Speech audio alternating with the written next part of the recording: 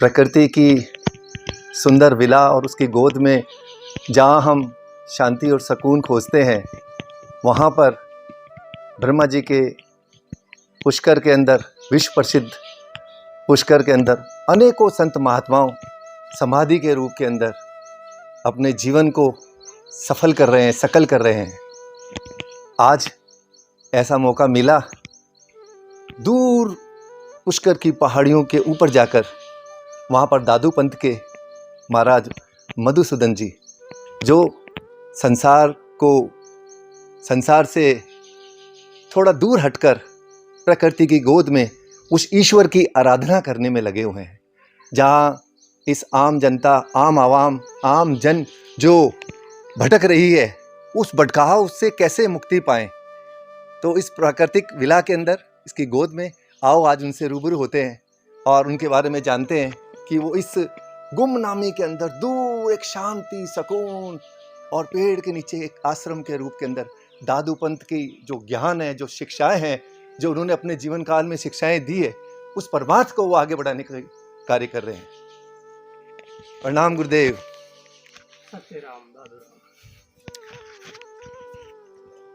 Sir, आप यहाँ पर स्वामी जी कितने समय से यहाँ पर सेवा कर रहे हैं? पुष्कर में करीब 30 वर्ष हो गए गुरुदेव के सानिध्य में, और अभी गुरुदेव तो नहीं रहे, ब्रह्मलोक पधार गए हैं। और इस स्थान पे हम करीब 15 साल से अपनी साधना कर रहे हैं, सेवा कर रहे हैं।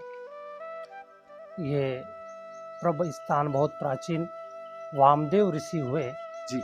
वैदिक ऋषि वामदेव ऋषि सतयुग में, वैदिक काल में वामदेव ऋषि ने यहाँ तप किया था जी। हजारों साल इस गुफा के अंदर तपस्या करी। तो इस स्थान को पुष्कर में वामदेव गुफा के नाम से जाना जाता है। तो मैं दादू संप्रदाय से हूँ और दादू दयाल जी महाराज के बताए अनुसार साधना करता हूँ और लोगों को भी मार्ग वो ही बताते हैं। इसलिए वामदेव गुफा दादू दयाल आश्रम इस स्थान का नाम है। अब पुष्कर में वामदेव गुफा दादू दयाल आश्रम के नाम से जाना जाता है। महाराज साहब बताएं, दादू पंथ जो लगभग 500 साढ़े 500 साल पहले गुरु नानक जी देव जी के साथ भी, क्योंकि जो संत महात्मा जब जब पृथ्वी पर कुछ भी संकट आया है या एक दिशा निर्देश, एक गाइडलाइंस के लिए महात्माओं, संतों, महात्माओं ने, नबियों ने जन्म लिया है, तो उन्होंने वहाँ पर नारायणा जो स्थान है, नारायणा स्थान जो दादू पंथ का है, वो उसके बारे में कुछ बताएं गुरुदेव। नारायणा हमारा संप्रदाय का मेन हेड क्वार्टर है। दादू दयाल जी महाराज जब अहमदाबाद में दादू दयाल जी का अवतार हुआ और वहाँ परमात्मा की आज्ञा से दादू दयाल जी भ्रमण करते करते अनेक जगह लोगों को उपदेश करते हुए, राजस्थान के अंदर 4 धाम है दादू दयाल जी। करड़ला सबसे प्रथम, वहाँ 6-7 साल वहाँ दादू दयाल जी एक नमक की जो झील है उस झील में रहते थे। वहाँ एक कुई थी, उस कुई में मीठा पानी रहता था। ये दादू दयाल जी की कृपा थी। दादू दयाल जी के अनंत उनके चमत्कार और परिचय हैं, लेकिन हम उन पे नहीं जाएंगे क्योंकि महापुरुष के तो हर श्वास में जहाँ देखते हैं वहाँ उनके लिए कोई असंभव नहीं, सब संभव है। जैसा आपने बताया महाराज साहब कि जैसे वहाँ पर जो पानी का कुंभ है वो मीठा है। हाँ। आज भी वो हेरिटेज संरक्षित है उसका। हाँ, अब तो क्या है कि वहाँ नमक अमक बनने लग गया, जो वो कुई तो है लेकिन वहाँ की अव्यवस्था हो गई। लेकिन उस काल में वहाँ पानी मीठा होता था। दादू दयाल जी महाराज जब विराजते थे, आज से 500-400 साल पहले की बात है। संत जी थोड़ा आश्रम के दर्शन कराएं। ऊपर ये जो कुटिया बनी हुई है वहाँ क्या है, उसके बारे में आप थोड़ा चल के बताएं, हमें दिखाएं। हाँ, दूर से ही दिखा दें पधारिए। ऐसे दोस्तों, ये प्राकृतिक गोद के अंदर, जैसा मैंने बताया, किसी न किसी रूप के अंदर संत महात्मा आते हैं और दूर गुमनामी के अंदर, जैसे कहते हैं ना, जो माला होती है, माला मोती चमकते रहते हैं। हम पर माला को देखकर बहुत खुश होते हैं, कितनी अच्छी माला है, लेकिन हमें ये नहीं मालूम कि उसके पीछे जो धागा है जिसने हमें बांध के रखा हुआ है, उस धागे से मैं आपको रूबरू करना चाहता हूँ कि जो शांति, सुकून, पृथ्वी पे जो सनातन धर्म का राज है, सुख शांति है, वैभव है, जो हमारी संस्कृति को संजोए हुए हैं, वो आप महाराज साई तो हैं। ऐसे अनेकों संत महात्मा हैं जो हमारी विरासत को संजोए हुए हैं। आओ कुटिया के दर्शन करते हैं। आइए, पधारिए।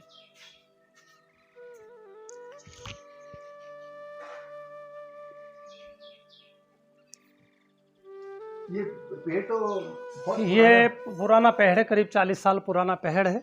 40 साल पुराना पेड़ है। हाँ जी, जी जी। ये बड़ वृक्ष का।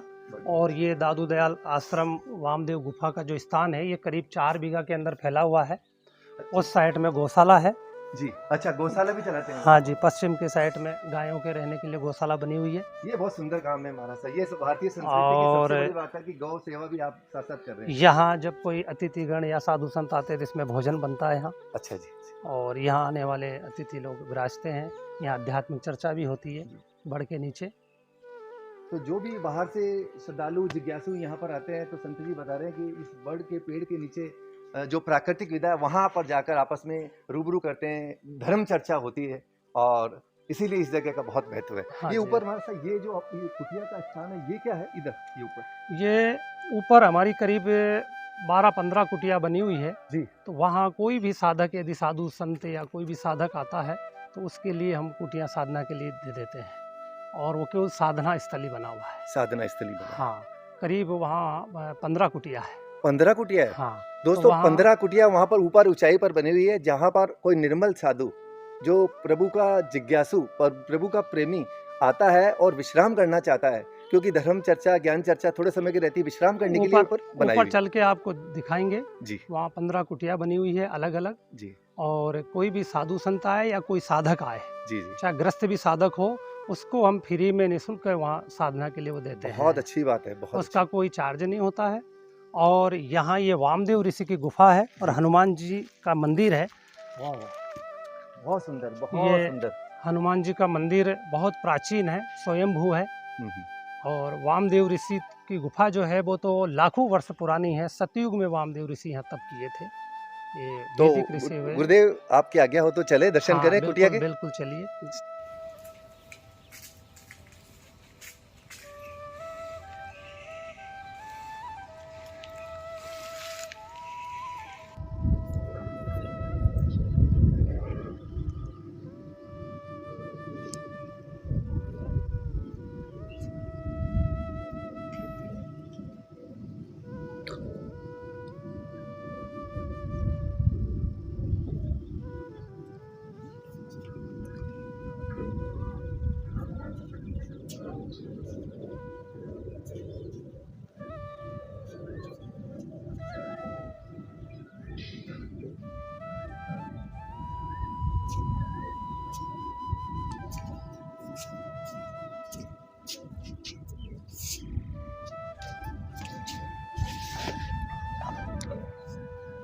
कितनी कुटिया बनी हुई है महाराज साहब? यहाँ कुटिया बनी हुई है, करीब 15 कुटिया है। ये कैसे बनी, कैसे आपने इसका निर्माण कराया, किसके सहयोग से, और को किस, इसके बारे में बताएं, कुछ जिज्ञासा है। मैं 30 साल पहले घर बार छोड़ के संन्यास लिया था। जहाँ तहाँ मैं सब जगह भ्रमण किया। तो भ्रमण करने के बाद में मैंने ये पाया कि एक साधना स्थल होना चाहिए और हमारे कई साधु संत और जिज्ञासु लोग जो हैं एकांत में साधना करने चाहते हैं, उनको पूर्ण निर्विघ्न दृष्टि से और किसी प्रकार से बंधन नहीं और अपनी स्वतंत्रता से साधना स्थल जल्दी मिलता नहीं है। इसलिए हम एक स्वतंत्रता की दृष्टि से साधक को अपनी निर्द्वंद्वता की दृष्टि से एक मन में ये भाव आया कि एकांत में हम कहीं एक स्थान बनाएं। तो उसी भावना के अनुसार हमने भगवान की कृपा से, दादू दयाल जी महाराज की दया से ये हमने कुटिया साधनाओं के लिए बनाई है। देखो, कोई धर्मशालाएं बनाता है, कोई समाज सेवी भामाशाह, कोई स्कूल बनाता है, लेकिन ऐसे भी हैं जो धर्म प्रेमियों को कहते हैं ना, साधना के लिए, जैसे महाराज साहब जी ने बताया कि एकांत चाहिए। तो भागती दौड़ती जिंदगी के अंदर एकांत जगह मिलना बहुत मुश्किल है, लेकिन आपने यहाँ पर 15 कुटिया बनाई है। जो साधु संत, दो धर्म जिज्ञासु, धर्म प्रेमी एकांत में अगर वो दादू दयाल जी की कृपा से अगर वो यहाँ पर साधना करना चाहते हैं तो महाराज साहब से के यहाँ पर आए और अपना समाधि स्थल पर प्रभु से रूबरू हो, उनसे चर्चा करे, उनके बारे में जाने, कुछ दे कुछ ले। कहते हैं ना, संत मिले कुछ कहिए सुनिए, असंत मिले मस्त रहिए। जो संत और ज्ञानी पुरुष मिलता है उसको कुछ बताएं, उससे कुछ सुने, तभी उसके जीवन की सार्थकता है। और कुछ मैसेज देना चाहेंगे महाराज साहब अंत के अंदर कि जो जिज्ञासु हैं, जो दुनिया भटकाव की ओर जा रही है, आर्थिक युग है, तो अंतिम शब्दों के अंदर आपसे धर्म प्रवचन थोड़ा सा। हाँ, बस इसका कारण यही है कि आदमी पद के लिए भाग रहा है और पद में वो सुख शांति देख रहा है, लेकिन पद में नहीं, परमात्मा के चरणों में है, परमात्मा के पगों के अंदर शांति है, सुख है, भक्ति में सुख और शांति है। धन के पीछे भाग रहा, धन इकट्ठा कर रहा है, लेकिन उसको ये ज्ञान नहीं है कि ध्यान, परमात्मा का ध्यान में और सुख और शांति विश्राम मुझे मिलेगा, और जो मेरी मन की चाह है वो परमात्मा के ध्यान में ही तृप्ति होगी, ना कि धन में प्राप्ति होगी। लेकिन ये सारी चीज़ें इसलिए हो रही है कि अच्छे संतों का संग नहीं होना, और अच्छा मार्ग नहीं मिलना, अच्छी प्रेरणा नहीं मिलना, अच्छे संस्कार नहीं होना, इसकी वजह से ही प्राणी भटकता रहता है। हमारे सामने बहुत से उदाहरण हैं कि लोगों के पास में पदों की और धन की कमी नहीं है, लेकिन फिर भी वो आत्महत्या कर लेते हैं, उनकी ज़िंदगी छिन्न भिन्न हो जाती है, पूरा परिवार बर्बाद हो जाता है। इसका कारण यही है कि अच्छे संस्कार नहीं, अच्छा संग नहीं, अच्छे संत नहीं, अच्छा ग्रंथ नहीं, अच्छा मार्ग नहीं। इसकी वजह से ये भटकन और ये सब दुख और ये अशांति फैल रही है। बहुत अच्छा लगा महाराज साहब आपसे दर्शन करके। दोस्तों, ये थे मधुसूदन जी, जो जिनसे रूबरू करके ज्ञान चर्चा करके, जिनका इंटरव्यू लेकर मैं गदगद हो उठा और जीवन की सच्चाई से रूबरू हुआ। जैसा महाराज साहब ने बताया कि धन और ध्यान दोनों की राशि एक ही है। हम धन के लिए भागते हैं, लेकिन ध्यान के लिए नहीं भागते। अगर ध्यान लगाएं तो धन की आवश्यकता ही नहीं रहेगी, क्योंकि जब उस परमात्मा के पास पहुंचेंगे तो वह ध्यान और सेवा सत्संग में यही काम आएगा। बहुत अच्छा लगा दोस्तों।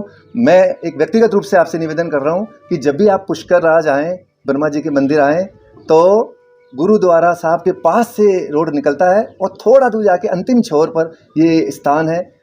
स्वामी जी मधुसूदन जी दादू दयाल जी की कृपा से सेवा कर रहे हैं। जिनको स्थान चाहिए एकाग्रता के लिए, साधना के लिए, वो यहाँ ज़रूर आए। मैंने इनसे निवेदन किया, ये नंबर नहीं दे रहे थे मुझे, लेकिन मैंने इनसे आग्रह किया कि जो साधना करने के लिए आना चाहते हैं आप अपना नंबर दीजिए। इनसे मैंने नंबर लेके नीचे मैंने लिख दिया है। जो भी आप आए एक बार, और इन्होंने जो मंदिर बताया है मनोकामना मंदिर, बालाजी के दर्शन करके जो भी आप मांगना चाहते हैं, और 100% इनका दावा है कि जो जो भक्तजन यहाँ पर आए हैं उनकी मनोकामना पूरी हुई है। ईश्वर सबकी मनोकामना पूरी करें। स्वस्थ रहें, मस्त रहें, खुश रहें और हैप्पीनेस फैलाते रहें। यही इस धर्म चर्चा का सार है। नमस्कार।